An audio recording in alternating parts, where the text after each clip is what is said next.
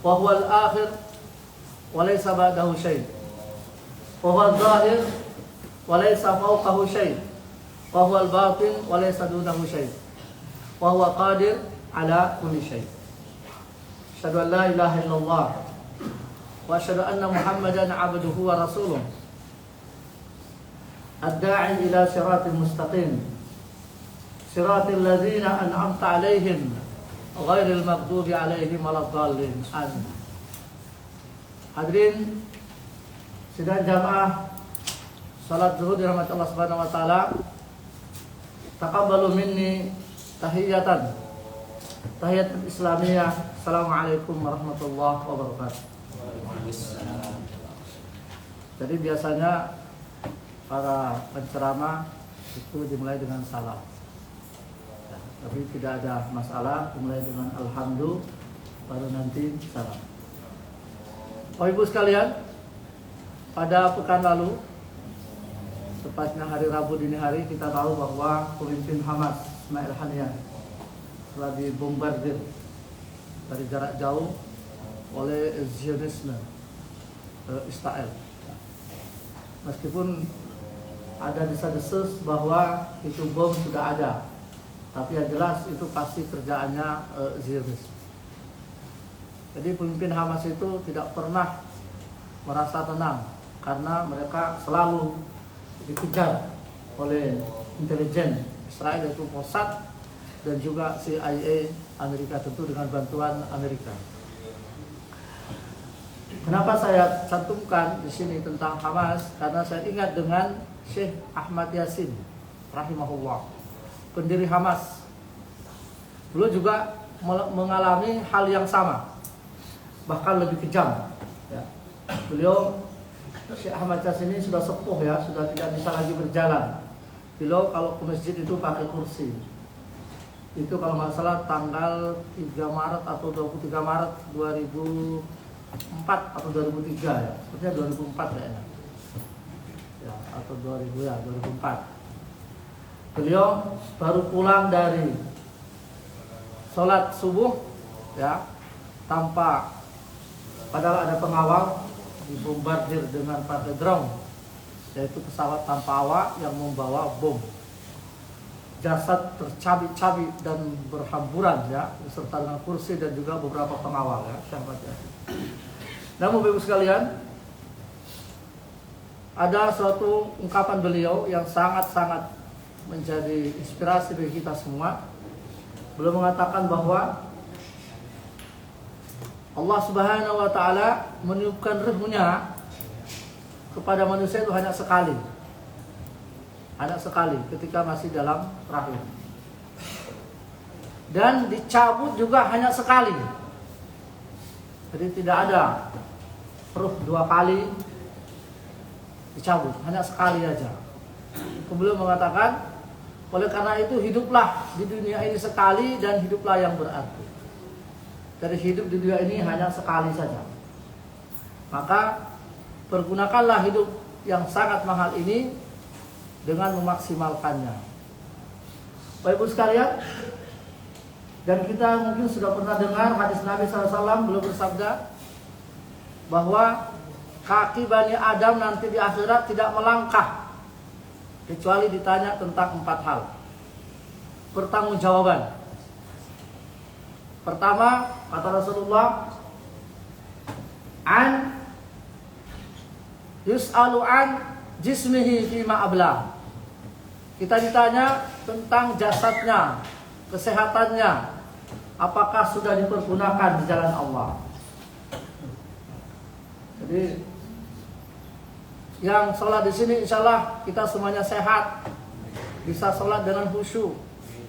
Bagaimana dengan saudara kita yang sekarang berbaring juga di tempat ini? Maka orang bijak mengatakan, as-sihhatu tajun ala ru'usil as-sihha, la yaraha illa al-mardah. Nikmat kesehatan itu, kata orang bijak, ibaratnya mahkota di atas orang yang sehat. Tidak bisa dirasakan nikmatnya sehat itu kecuali orang yang sedang sakit. Jadi kalau kita sakit, baru kita rasakan nikmatnya sehat itu. Kita lanjut dengan hadis Nabi. Yang pertama ditanya tentang kesehatan. Apakah dipergunakan dengan baik dalam rangka ibadah pada Allah Subhanahu wa taala. Yus'alu an jismihi fima abla. Ditanya tentang kesehatannya. Apakah dipakai untuk ibadah atau dipakai untuk maksiat? Maksiat, melanggar perintah Allah. Kemudian yang kedua, yus'alu an ilmi. Ditanya tentang ilmu yang sudah didapat. Apakah sudah dilaksanakan? Sudah sering kita dengar dari para mubalik, baik dalam mimbar zuhur maupun mimbar Jumat maupun mimbar tarawih, nasihat-nasihat dari para mubalik, para penceramah, dan sudah kita tahu hukumnya dan sebagainya. Apakah kita sudah laksanakan itu? Kita akan ditanya. Tugas para mubalik hanya menyampaikan aja, wa ma alaina illal balagh. Adapun pelaksanaannya terserah masing-masing. Yus'alu an ilmi. Ditanya tentang ilmu yang sudah didapat, apakah sudah dilaksanakan? Misalnya para mubalik menyampaikan bahwa yang namanya sholat itu fardu. Yang tidak sholat itu adalah dosa besar. Misalnya mubalik sudah menyampaikan jika ada yang bangun tidur dari subuh, bangun jam 7 tetap sholat. Sebagian orang memahaminya nggak sholat, melihat karena waktunya sudah lewat. Padahal Rasulullah mengatakan barang siapa yang ketiduran bangun subuh jam 7 tetap sholat. Meskipun jam 8, meskipun jam 9 tetap sholat. Niatnya apa? Niatnya qadha. Nah, demikian seterusnya. Para mubalik telah menyampaikan bahwa yang namanya puasa itu wajib dan tidak boleh menunda sampai datang puasa berikutnya. Harus nyaur sebelum datang musim Ramadan berikutnya. Maka harus kita laksanakan karena itu adalah merupakan satu kewajiban bagi kita.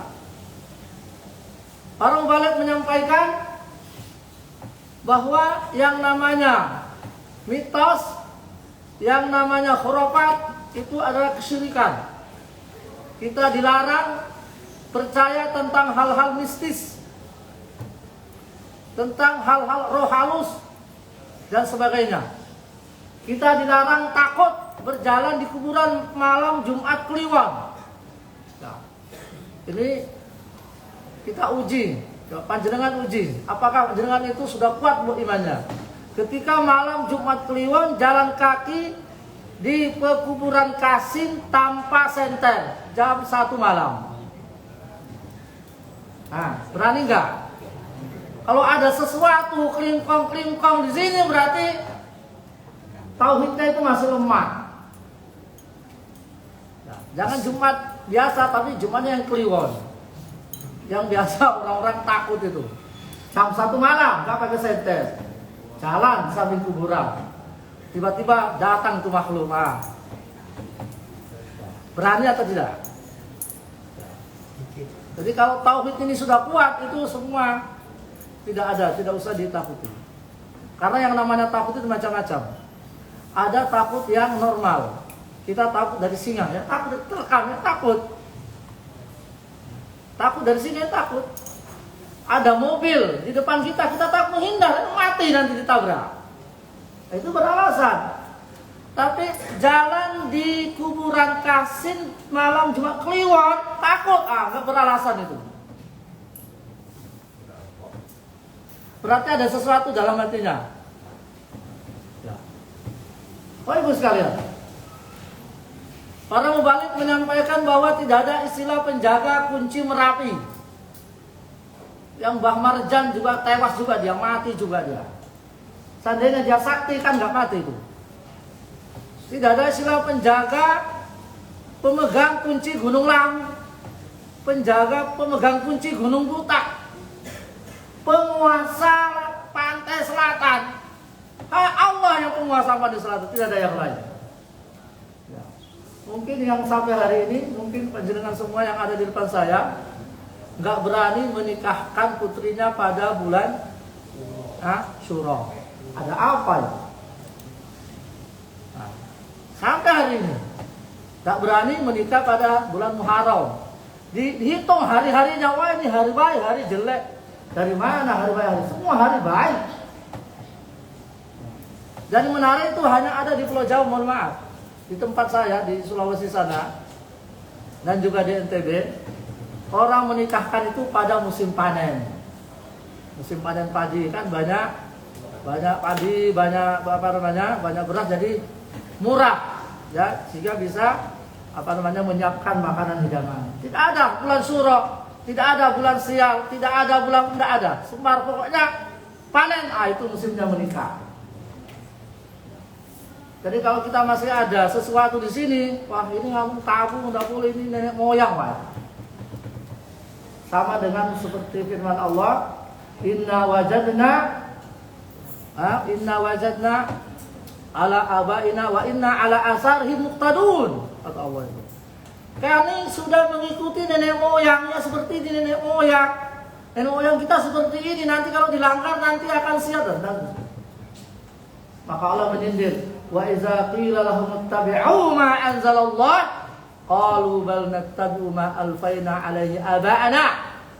Jika dikatakan kepada mereka, ikutilah apa yang diturunkan Allah, ikutilah tauhid yang benar, qalu, mereka jawab, bal nattabi'u ma alfaina alaihi aba'ana. Enggak, kami hanya mengikuti warisan nenek moyang. Warisan nenek moyang. Awalau kana aba'uhum la ya'kuluna, padahal orang tua mereka enggak tahu apa-apa. Apalagi sekarang ini musimnya 17-an ini. Waduh. Ramai. Ya. Ada sedekah laut, sedekah bumi, bersih desa, bersih ini dan itu. Apa yang dibersihkan? Dibersihkan dari mana? Dibersihkan dari mana? Wah, ini sudah luar biasa di Indonesia ini, khususnya di Jawa Timur. Mohon maaf. Ya. Inilah hal yang baik sekalian. Dan kesyirikan yang pada dosa yang paling besar yang pernah dilakukan oleh Bani Adam setelah iblis itu adalah asyirk. Allah mengatakan, inna syirka la zulmun azim. Sungguhnya kesyirikan adalah kezaliman yang besar. Kenapa syirik itu disebut dengan kezaliman? Kenapa syirik itu disebut zalim? Karena syirik itu artinya meletakkan sesuatu bukan pada tempatnya. Orang syirik menempatkan makhluk sederajat dengan Allah. Kan begitu. Orang syirik itu menempatkan makhluk sederajat dengan Allah. Padahal Allah penguasa di atas semuanya. Tidak boleh kita menyamakan derajat. Allah Maha Kuasa atas segala sesuatu. Ma'asyiral muslimin rahimakumullah. Oleh karena itu, dalam hal melaksanakan ibadah, mari kita ikhlaskan niat pada Allah Subhanahu wa taala. Ibadah yang kita laksanakan ini jangan sampai ditolak. Jangan sampai ditolak. Ya. Karena kalau masih ada kesyirikan dalam hati kita, berarti ibadah kita ditolak. Ingat sabda Nabi, jika ada yang meninggal, ya, ini hadis sahih. Jika ada yang meninggal, kata Nabi, kemudian disolati oleh minimal 40 orang. Syaratnya apa? Syaratnya yang mensolati itu tidak ada kesyirikan. Insya Allah itu menjadi syafaat. Mungkin kita sering mensolati mayit di sini, dan jumlah kita insya Allah lebih dari 40. Tapi jika ada dalam salah satu di antara kita masih ada kesyirikan, masih percaya mistis, masih percaya roh halus, masih percaya kuntilanak dan sebagainya itu, berarti sholat kita nggak diterima. Berarti nggak bisa memberi syafaat kepada si mayit. Atau Rasul mengatakan syaratnya apa? 40 orang ini harus bersih dari syirik, harus bersih dari mistis, baru diterima itu sholatnya. Kalau sudah diterima baru menjadi syafaat. Oleh karena itu Bapak Ibu sekalian, selalu kita bersihkan akidah kita, akidah putra-putri kita dari semua hal yang bisa meracuni, yang bisa mempengaruhi. Maka mungkin di rumah banyak sekali tontonan-tontonan film, khususnya filmnya Indonesia yang dulunya jadul-jadul. Ini kayaknya mulai lagi di sebuah salah satu stasiun TV itu, yang film-film horor itu akan mempengaruhi itu kesyirikan, mempengaruhi. Apalagi anak-anak yang masih umur 6, kelas 5, kelas 4 itu rawan sekali. Maka harapannya jika itu muncul langsung dimatikan TV. Ya. Mari kita berpikir yang logika, yang realistis. Jauhkan dari. Nah, lain lagi kalau seandainya bapaknya juga ikut nonton, mah itu bahaya. Malah didukung ya bapak ini. Ya. Kan itu pengaruh dulu sekalian. Mungkin panjenengan tahu itu hanya film aja, tapi anak kita kan nggak tahu, dia percaya itu. Ada tasbih dilempar, ada keris dilempar, kok jadi apa gitu. Dan masih banyak contoh yang lain. Ini semua adalah hal yang harus kita hindari. Bahwa yang namanya kesyirikan itu tetap ada.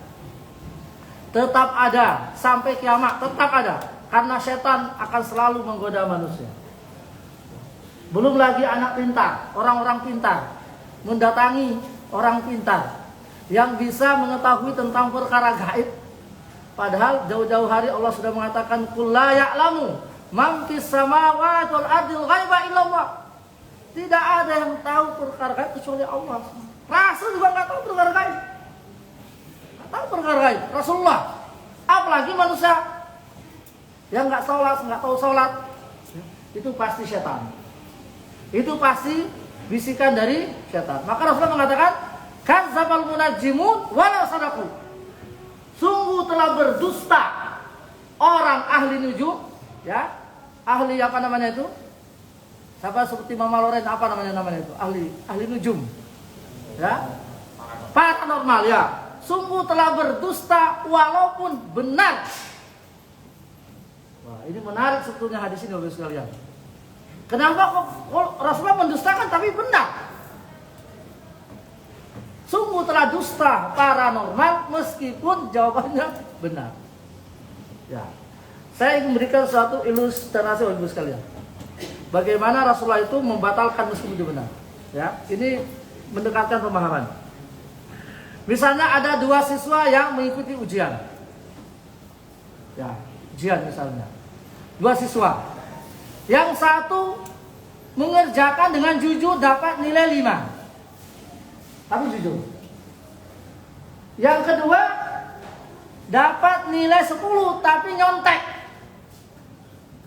Kira-kira dan ketahuan.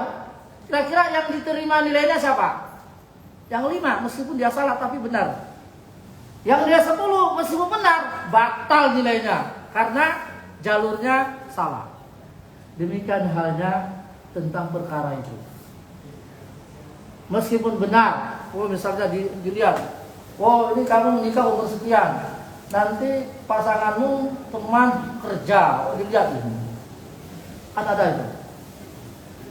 Lihat apa namanya, bentuk-bentuk. Ini nanti dapat pekerjaannya di sini. Nanti kamu tinggalnya di sini.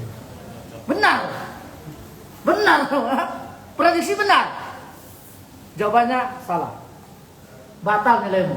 Sama dengan orang nyontek. Maka Rasulullah mengatakan tadi, berita perkara gaib itu dicuri oleh setan, ya, karena dalam surah As-Saffat itu. Was-saffati saffa, waz-zajirati zajra, fattaliyati dzikra. Inna ilahakum lawahid, rabbus samawati wal ardi wa bainahu rabbul masyariq. Ada kata, inna zayyana sama'a dunya bizinatil kawakib wa hifzan min kulli syaitanin marid illa man khatibal khatfa. Kecuali ada 1-2 setan yang mendengar itu. Jadi, Bapak sekalian, apa yang sudah ditulis oleh Subhanahu wa taala itu sudah ditulis. Nah, ada setan yang mendengar satu berita, dipoles 1.000.000 kebohongan. Inilah nanti yang disebar pada ahli nujum yang paranormal itu kan. Ada satu didengar itu, baru itu jadi satu kebenaran, satu berita baru dipoles dengan 1.000.000 kebohongan. Itulah paranormal itu. Ya. Jadi meskipun dia benar, tapi kita katakan batal karena cara memperolehnya itu salah. Maka saya mengatakan kadzabal munajimun walau sadaku. Sungguh telah berdusta paranormal meskipun benar kata-katanya. Ya. Jadi agama ini sudah mengajari kita untuk menjadi orang rasional, menggunakan akal pikiran. Ya. Demikian hanya kita untuk pengobatan juga Allah sudah berikan. Maka Rasul mengatakan Allah tidak menurunkan penyakit kecuali juga menurunkan alat penawar, obat penawarnya. Tidak ada penyakit tanpa obat penawar. Pasti ada penawarnya. Baik itu dari sisi kedokteran maupun dari sisi agama, misalnya juga minum-minum herbal dan lain sebagainya. Masyaallah rahmatullah, lagi marilah kita pelihara amal ibadah kita agar semua amal ibadah kita, sholat kita, puasa kita itu diterima. Dengan cara itu tadi di antara adalah membersihkan semua hal-hal yang ada dalam hati kita ini dari kesyirikan. Kalau masih ada sesuatu yang tersisa berarti kita masih kotor. Akidahnya masih kotor. Masih ada campuran. Ya, masih ada kita bersihkan. Ya. Dengan demikian kita ibadah dengan khusyuk. Kita hanya takut hanya kepada Allah Subhanahu wa taala. Ya, ujiannya panjenengan yaitu tadi. Jalan ke kuburan Kasin Jumat Kliwon jam 1 malam. Kalau jenengan masih ada ragu-ragu, belum beres itu sih. Kalau sudah berani, berani. Tapi ada berani tapi dakdik itu gemetar itu berdiri tiba-tiba muncul makhluk berdiri bulu roma gitu. Ya. Nah, caranya gimana? Sering-sering baca Quran. Sering baca ayat kursi. Sering baca qul huwallahu ahad, baca la ilaha illallah. Insyaallah jenengan tidak akan takut. Mudah-mudahan Allah Subhanahu wa taala mengawal iman kita, mengawal ibadah kita, mengawal anak-anak kita dari semua pengaruh-pengaruh ya yang bisa menelantarkan mereka, yang bisa mengganggu keimanan kita sehingga kita adalah ahli tauhid dan semua ibadah kita terima Allah Subhanahu wa taala. Aqulu ma tasma'un, astagfirullah li wa lakum. Assalamualaikum warahmatullahi wabarakatuh.